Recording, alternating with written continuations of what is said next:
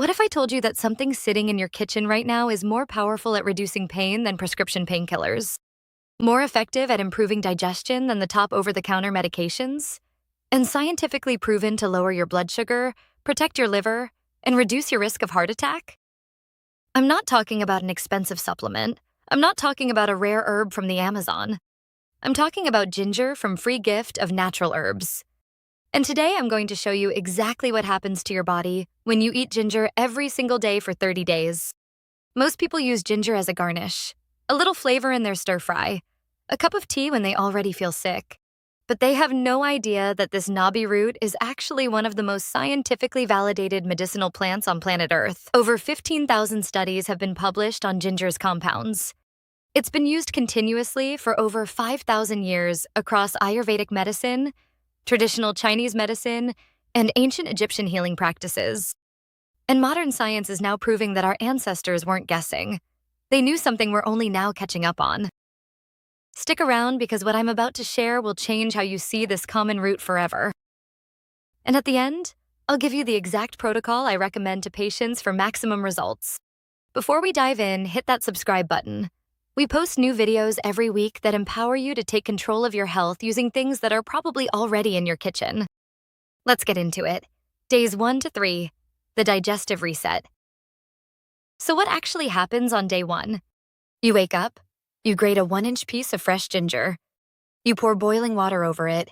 You let it steep for 10 minutes. You drink it. And within the first few hours, something interesting starts to happen. Ginger contains compounds called gingerols and shogagols. These are bioactive molecules that interact directly with your digestive system. But unlike harsh laxatives or antacids, ginger works with your body, not against it. Here's the mechanism. Your stomach cells produce hydrochloric acid to break down food. As we age, or under chronic stress, that production often becomes erratic. Too little acid means undigested food sits in your stomach, ferments, and causes bloating, gas, and reflux. Too much acid burns the esophageal lining. Ginger helps regulate this process. Studies show that ginger accelerates gastric emptying by about 25 to 50%. That means food moves out of your stomach and into your small intestine faster. Less time sitting means less fermentation, less bloating, less reflux. But that's not all. Ginger also contains a specific type of fiber called prebiotics. Prebiotics are essentially food for your good gut bacteria. When you feed those bacteria, they multiply. When they multiply, they produce short-chain fatty acids that reduce inflammation throughout your entire body. By day 3, most people notice something simple but significant. Less bloating after meals, less acid reflux at night, more regular bowel movements. It doesn't feel dramatic because it's not supposed to. It feels like your digestion is just working better. And here's the key. If you have any skin conditions like acne, eczema, or psoriasis, those are often warning signs of digestive inflammation. Many herbalists report that as digestive health improves with ginger, skin conditions start to clear up. Not overnight, but within weeks. Chapter 2, days 4 to 10. Inflammation begins to drop. Now let's talk about what happens around day 4 through day 10. This is where ginger starts working on systemic inflammation. Inflammation is not inherently bad. It's your body's natural response to injury or infection. The problem is chronic inflammation. Low-grade, whole-body inflammation that never turns off. Scientists now call this inflaming because it's one of the primary drivers of almost every age-related disease.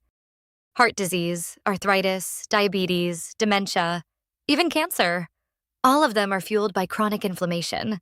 So what does ginger do? Gingerols block an enzyme called COX-2.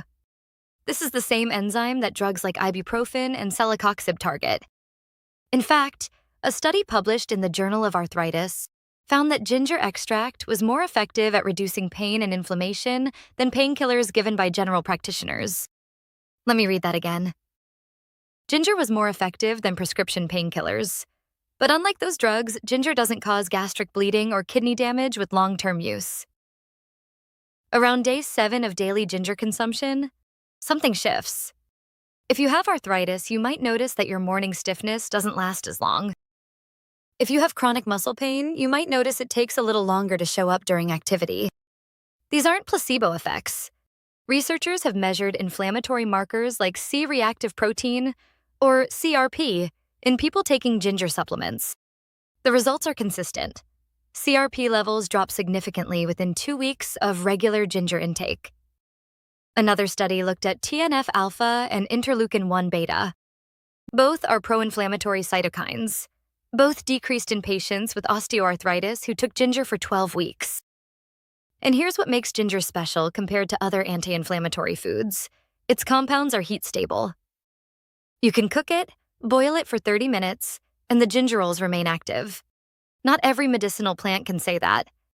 By day 10, the inflammation in your body has started to quiet down. Not gone completely, but measurably reduced. Your joints feel a little better. Your muscles recover a little faster. Your brain feels a little clearer because neuroinflammation has decreased. This is real. This is measurable. And this is just the beginning. Chapter 3. Days 11 to 20. Blood sugar and metabolic changes. Now we're entering the second half of the 30 days. This is where things get really interesting. Around day 11, your blood sugar patterns start to change. Here's what happens when you eat a meal. Carbohydrates break down into glucose. Glucose enters your bloodstream. Your pancreas releases insulin, which tells your cells to absorb that glucose for energy. In a healthy body, this works smoothly. Blood sugar rises modestly and then falls back to baseline. In many adults, especially those over 40 or those carrying extra weight, this system becomes sluggish. Cells stop responding to insulin properly. That's called insulin resistance. Your pancreas has to work harder and release more insulin to get the same result. Eventually, blood sugar stays elevated longer. Fasting blood sugar creeps up. Hemoglobin A1C, which measures average blood sugar over 3 months, rises into the pre-diabetic or diabetic range.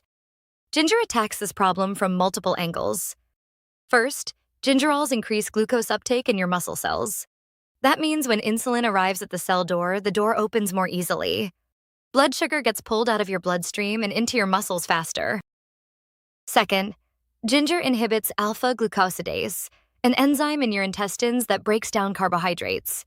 When this enzyme is partially blocked, carbs break down more slowly. Glucose enters your bloodstream more gradually. No spikes, no crashes. Third, ginger improves pancreatic function. Animal studies show that ginger protects the beta cells in your pancreas, the cells that actually produce insulin. What does this look like in real life? By day 15, you might notice that you don't get that afternoon energy crash anymore. You know the one. Around 2 or 3 p.m., you feel like you need a nap or another coffee. That crash is often a blood sugar dip after a spike from lunch. With ginger smoothing out that glucose curve, your energy stays more level throughout the day. Studies on humans confirm these effects. One meta-analysis of 10 randomized controlled trials found that ginger supplementation significantly reduced fasting blood sugar, hemoglobin A1C, and insulin levels in people with type 2 diabetes. Another study found that taking ginger daily for 12 weeks reduced ApoB lipoprotein levels. That's important because ApoB particles are the ones that actually cause heart attacks and strokes. Not all cholesterol is bad, but ApoB is a direct risk marker. By day 20, your metabolic profile has shifted. Lower blood sugar, better insulin sensitivity, lower cardiovascular risk markers, and you haven't taken a single medication. You've just been eating ginger every day. How does this work? The same gingerols that reduce inflammation throughout your body also reduce inflammation in your liver. They lower oxidative stress by neutralizing free radicals before they can damage liver cells. And they reduce the expression of genes involved in fat accumulation in the liver. In animal studies, ginger has been shown to reverse existing fatty liver changes, not just prevent them. Reverse them. By day 25 of your 30-day ginger challenge, your liver is operating more efficiently. You might not feel this directly. The liver doesn't send pain signals until it's severely damaged. But the markers are improving. Your body is cleaning itself more effectively. Also, during this final phase, your body adapts to regular ginger intake. The initial mild digestive adjustment passes. Your gut bacteria have shifted toward a healthier profile. Your inflammatory markers have stabilized at a lower level. Your blood sugar patterns have improved. This is what adaptation looks like. Your body has incorporated ginger into its normal operating system. You no longer need a large dose to get an effect. Even small, consistent amounts maintain the benefits. Chapter 4. Days 21-30 asara. Liver protection and long-term adaptation. Now for the final 10 days. This is where ginger starts working on your liver. Your liver is your body's primary detoxification organ. Every medication, every environmental toxin, every byproduct of your own metabolism gets processed by the liver. Over time, that workload can lead to oxidative stress, inflammation, and fat accumulation. Non-alcoholic fatty liver disease, or NAFLD, affects approximately 25 to 30% of adults in developed countries. Many don't even know they have it, but it's a major risk factor for cirrhosis, liver failure, and liver cancer. Ginger has been studied specifically for NAFLD. In clinical trials, patients with fatty liver disease who took ginger supplements for 12 weeks showed significant improvements in liver function tests. ALT and AST, two key markers of liver damage, both decreased. Markers of insulin resistance also improved. Chapter 5. The science of absorption and how to do it right now. Here's something most videos won't tell you. How you consume ginger matters enormously. If you just swallow a ginger capsule with water, much of it passes through your digestive system without being absorbed. The gingerols are large, fat-soluble molecules. Without the right preparation, less than 1% actually makes it from your gut into your bloodstream. But you can dramatically increase absorption. Here's how. Number 1. Use heat. Boiling ginger for 15 to 30 minutes releases the gingerols from the fibrous root matrix. A study on ginger tea preparation found that boiling significantly increased the concentration of bioactive compounds compared to steeping in cooler water.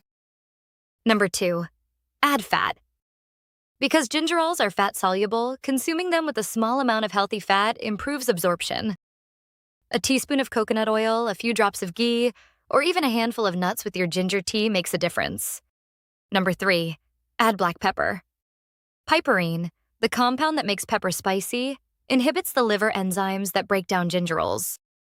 This is the same principle used to improve turmeric absorption. Just a few cracks of fresh black pepper can increase ginger bioavailability significantly. Number 4. Chew it. Sounds simple, but mechanical breakdown releases more compounds. Traditional Ayurvedic practice includes chewing a small piece of fresh ginger with a pinch of salt before meals. That's not ritual, that's science. So here's the optimal 30-day protocol. Morning. Take a 1-inch piece of fresh ginger. Grate it. Add it to a cup of water. Bring to a boil, simmer for 15 minutes, strain. Add a teaspoon of coconut oil and a crack of black pepper. Drink on an empty stomach. With meals, grate another 1/2 inch of fresh ginger and mix it into your food. Salad dressing, stir fry, soup, anything works. Evening. If you experience nausea or digestive issues, a 2nd cup of ginger tea. For those who prefer supplements, look for standardized extracts with at least 5% gingerols. Doses of 500 to 1,000 milligrams, 2 to 3 times daily, have been used in clinical trials. Start with the lower dose and increase gradually. Who should not take ginger? Important safety warnings. No medicine is right for everyone. This includes natural remedies like ginger. First, blood thinners. Ginger has mild blood thinning effects.